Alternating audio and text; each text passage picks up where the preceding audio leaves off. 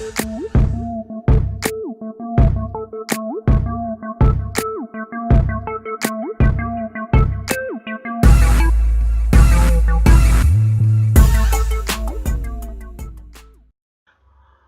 up, potato chips? This is your girl, Jerry Nicole, your favorite couch potato. If this is your first time to my channel, welcome. And don't forget to subscribe.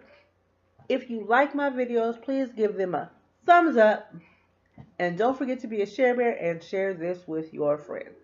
So I'm coming to you guys today with another review of Good Girls. This is Season 1, Episode 8, entitled Shutdown. You know it's hard when gangsters are giving out layoffs. With that being said, let's jump right on into this review. Beth wakes up to discover that all the hidden cash that she's put in the cereal boxes in the kitchen is gone.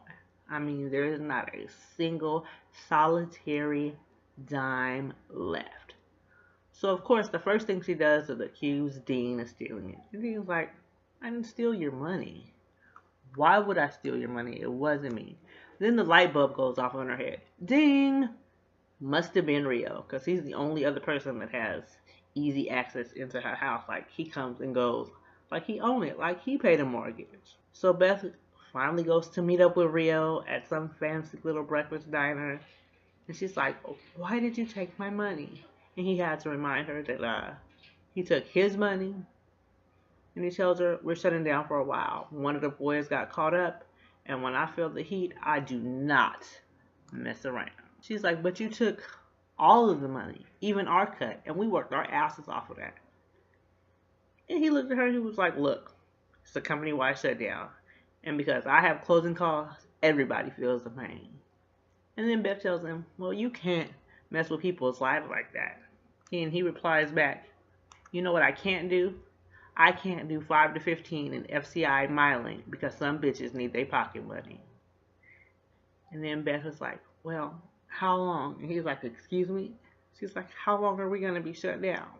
And he's like, until further notice. So now Beth has got to go tell the girls that they are shut down, that they're closed for business. So there will be no money coming in. And of course, that news does not go over well with Annie and Ruby. And Ruby asks, what are we going to do about the secret shoppers? And Beth says, well, we'll just tell them that corporate is revamping the program. They should buy that. I mean, I would. But then Ruby asks, what about our friendly neighborhood blackmailer who's up our ass? We still got to figure out how to pay her. And they're like, well, we just paid her for the month, so we should be okay. And Annie's like, we got to go back to work. Like dogs barely scraping by. And Beth was like, it's not like I want to. You know, now I'm getting an allowance from Dean. Don't look at me crazy. He's giving it. I'm taking it.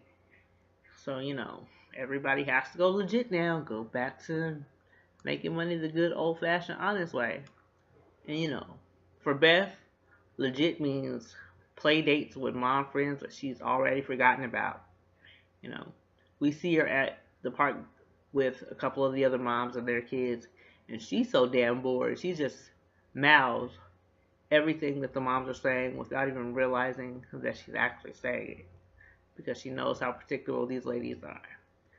Now, Annie is back at Fresh and Frugal, and she's in the bathroom, and she's cleaning the toilets and mopping floors, and Boomer is so happy that that's what she's doing because he's making her life a living hell as usual. But, you know, Annie's not even complaining. The only thing she does is ask for some extra shifts to, you know, take care of all these mountain legal fees that she has, you know, now with the felony drug charge and the custody hearing. And Boomer's like, well, you know what? Maybe we can't because I see you're passing all of your drug tests. And Annie's like, one day at a time, one day at a time. Then Annie tells him if you come back in an hour, the bathroom will be, you know, nice and clean. Now, Ruby has got a job at Dandy Donuts, where she has to tell all the customers to have a dandy day. Because if she doesn't tell everybody to have a dandy day, she gets yelled at by her pimply-faced teenage supervisor, who yells at her for giving out free sugar because they don't give out extra free sugar, and she's not moving fast enough. And again, she has to tell everybody to have a dandy day. I hate places that make you say stupid catchphrases. Ugh, it's so annoying. Now the girls meet back up, and they realize no matter how hard they work, they still don't have enough to cover this month's blackmail that they owe our dress barn wearing friend Mary Pat. The girls are about $8 grand short. And guess who shows up at Sarah's soccer game? Mary Pat. Mary Pat don't even have no kids old enough to play soccer. So she done stalked and hunted down Ruby because she's pissed off that they didn't have her money in her mailbox. And when she sees Ruby, she's like, I didn't realize that you were married to a cop. Ruby's like, well, he's not a cop. He's almost a cop. But then Mary Pat starts asking Stan all kinds of questions regarding someone stealing $8,000 from her. And Stan's like, well, you know, that's a federal offense. And she's like, well, what if I know who took it? What can I do? He's like, you can write a report. She's like, can I go give my report to you? And he's like, yeah, you can give me the report. Just come on down to the station. And then you see Ruby say, well, what if it was a misunderstanding? The $8,000. And she's like, I don't think it was a misunderstanding. You think it was a misunderstanding, baby? Because mommy was very clear about what she wanted. So after the soccer game, Ruby's going over to Beth's house where she meets up with Annie and them, and they're in the kitchen. And she tells them, you know what? We got to pay this bitch. Mary Pat done came by the soccer game, and she's threatening to tell Stan the whole situation. And, Stan will leave me quicker than, I forget exactly what she said, but pretty much Stan gonna leave her quick. And, Stan is not like Dean. He's a good guy. He's a cop, and he can't be married to no criminal. So they got to pay her off so she don't snitch. Beth says, you know what? I've been thinking about doing something that's a little more low stress. Maybe we can hit a 7-Eleven. But they can't hit the 7-Eleven on Linwood because she got the manager of that store or the owner of that store to donate to the kids' school. So that one's out the question. Y'all forgive me, it's something in my eye. But then Annie says she's out. It's just not a good time for her to be back in the crime. So Ruby looks at her and was like, well, can we sync up iCals so I know when it is a good time for you? And then she's like, well, I got this felony case. And Ruby was like, well, you didn't ask me when you guys decided to kidnap somebody. And this time I'm not asking. And before Beth can convince Annie to, go along with the crime, Ruby gets a text message. So now she's got to rush home and deal with matters that are going on at the house. Ruby gets home. So Ruby and Stan are now in the living room, and Sarah's sitting at the table. And Stan drops this little box with various items in it that the principal has called to tell that Sarah and her friends shoplifted some items, and they're trying to sell them at lunch. Sarah initially tries to say, it wasn't her. Ruby's like, nah, don't leave you, try again. She's like, but I didn't do anything. And Ruby's still like, nah, try again. And then she says, well, it's not all mine. And that's when Stan's like, what do you mean it's not all yours? So her and her friends, Madison, she sells something else. One of the other girls sells something else. And Sarah says that she moves fidget spinners. And Stan goes, you stole fidget spinners? And Ruby's like, nah, she moves them. Our child moves them, Stan. Our child speaks the language of the streets. After a little further investigation, trying to figure out why, their smart child has done something, Sarah says, the kids no longer make fun of the oxygen tank weirdo. And now she's dope. And here goes the typical black mom. If your friends rob a bank, you gonna rob a bank. If they jump off a bridge, you gonna jump off a bridge. I used to hate when my mama used to say that dumb shit. Like, no, I'm not gonna do it. I know I made a dumb mistake, but damn, you don't gotta be so damn drastic. And she tells her, you know what? Stealing does not make you a dope. Doesn't make you dope. It just makes you a dope. So they finally send Sarah up to the room, and Stan's talking to Ruby. He's like, look, you gotta calm down. You was on 20. It wasn't that big of a deal. She made a bad choice. She made a mistake. She knows that she's wrong. She's gonna have to fix it. We'll just be on the right path. And then, Ruby's like, look, this is not a phase. Habits become problems. And before you know it, our little girl's going to be giving handies on the street for fidget spinners. Like, really? You think your daughter is now going to be giving hand jobs to boys for fidget spinners? Why have you now turned your child into a prostitute over some fidget spinners? Not that serious. Annie is at Greg and Nancy's house spending some time with Sadie. And they're watching the movie Love Actually. Then we get to the scene where, the best friend is hitting on his best friend's wife.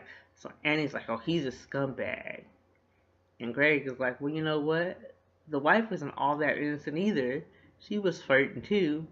And Sadie's like, look, I don't know why you guys are doing this, but I'd rather go do homework. So she leaves.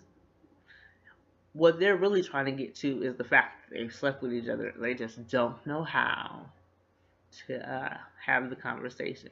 But before they can have the conversation, here comes Nancy. She interrupts before she has to go out to work. And she's like, I really don't want to have to go to work. And Annie's like, is it that only you can pop? And Nancy's like, no, I just love doing what I'm doing, and I love helping women. And I can help you with that divot you have right there in the forehead. One injection and it's all gone. And I think that just makes Annie's skin crawl. Because all of a sudden you hear Nancy say, they just opened up a third location and it's doing really good. And it's bringing in some good money. And then Nancy looks at Annie is like, can you not lean all the way back on the couch? Because last time you were here, your hair oils got into the cover and the pillows. And it's so hard to get that stuff out of the pillows. This fabric, it's all brand new. And I think that one was actually the one that put the nail in the coffin. Because suddenly, she's ready to get back into the life of crime. But she's not going to rob a 7-Eleven. So she meets up with Beth, and she tells Beth, how they can rob the spa at all 3 of the mall locations. So the next morning, all the girls are in Beth's kitchen, and Annie is on 1,000 looking for, the K-cups to make coffee.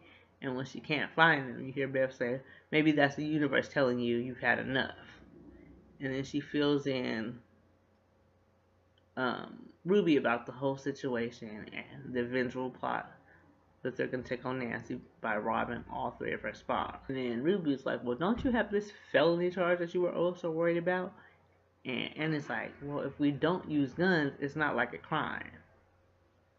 Beth was like, it's just like a gentle redistribution of the wealth. Ruby's like, well, how are we going to get past security if we don't have guns? And what about that? And she's like, there is no security. And Beth is like, there's no security guards, there's no cameras. These are women that are just going to the spa. So that's what they do. They just pretend like they're going to the spa once they get into all 3 locations, because they each go to a separate location.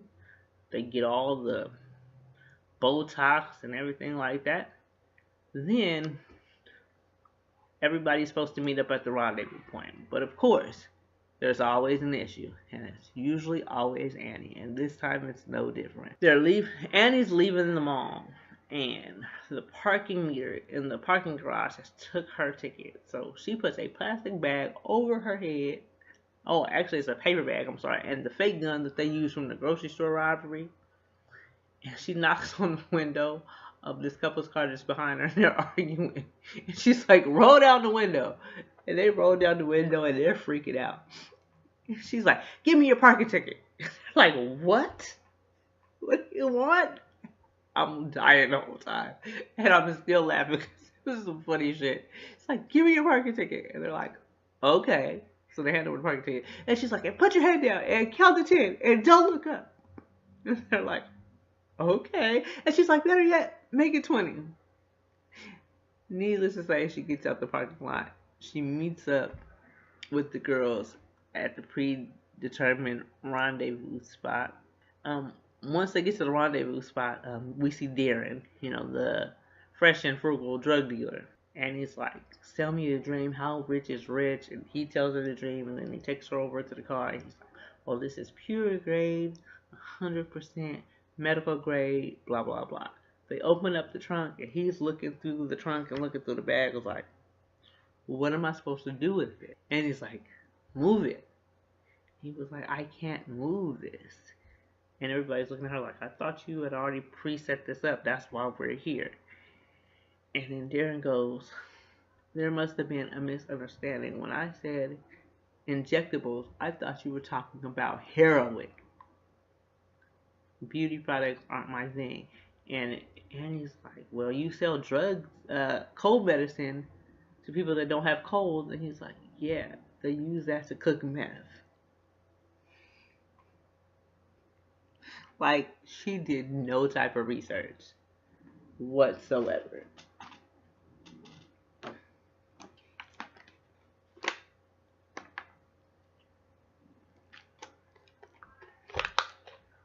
Lord have mercy, my mouth is so dry. So now, they're stuck with all this stuff that they can't sell. They don't know what to do. It was a whole waste of time. So now it's time to come up with a plan B. Now Beth decides that she's going to go take all the Botox serums and everything else to Rio to try to get it off his hand so there's liquid money.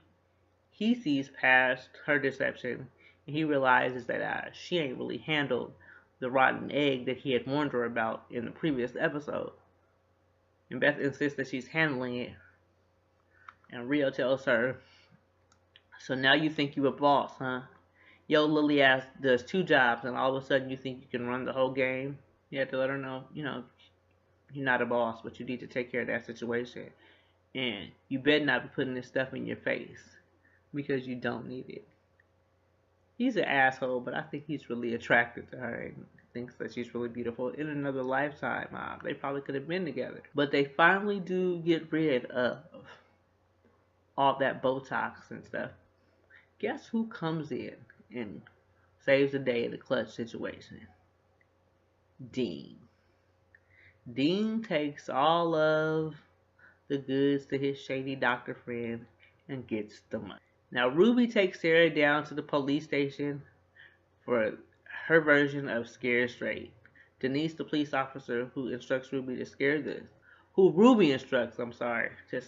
fidget spinners out of Sarah. She does her job, and she does it really well. She does it so well that now Ruby is scared straight. Denise puts both of them into a cell, and she locks the door, and she tells them, you're going to be locked up with gangbangers and murderers. Ruby's so shook, she asks if there's a separate cell for people who commit white-collar crimes. Denise is like, nope, everybody's right here. And Denise tells them, this is where you do all of your business, and your toilet doubles as your kitchen. And then I think Sarah finally got it when she realizes that she has to go to the bathroom in front of your cellmates. And Sarah's like, even number 2? Well, she says even number, and Denise says all the numbers. You do all the numbers in front of everybody. Ruby's done. She's over it. She's screaming, let me out, let me out, let me out of this. Then we cut to a scene back at Greg's house where Annie overhears Nancy talking about how all 3 of the spas got robbed, and she's shocked. She's like, I could see if it was 1, but all 3? What are we gonna do? She's in the kitchen crying. And there comes Annie walking in. And then she confessed to Annie that she's a hot mess because they're on their like 5th or 4th round of IVF, and the hormones have got her all over the place. And now Annie's like feeling real bad because she slept with Greg. So that was time for her to leave. She decides that's all it takes for her to end this thing with Greg. And she confronts him in the driveway about, you're sleeping with me, and she's over here taking IVF hormones. And Greg is like, what am I supposed to do? Leave her and marry you? We tried that and it didn't work. Now, Beth goes over to Mary Pat's house with the money that they need to pay her for this month. And she lets her know, you know what? If we go down, you're going down as an accessory. And Mary Pat laughs at it off like she could give two shits. She's already being ignored by her kids. She even says, it's like I'm not even here. To which Beth says, imagine if you were in prison. If that's not enough to deter you, you might want to do something like be a Walmart greeter. And Mary Pat, as Beth was leaving, is like, hey Beth, I'll see you next month. Like, she don't give a shit. She getting this money until she can't get it no more.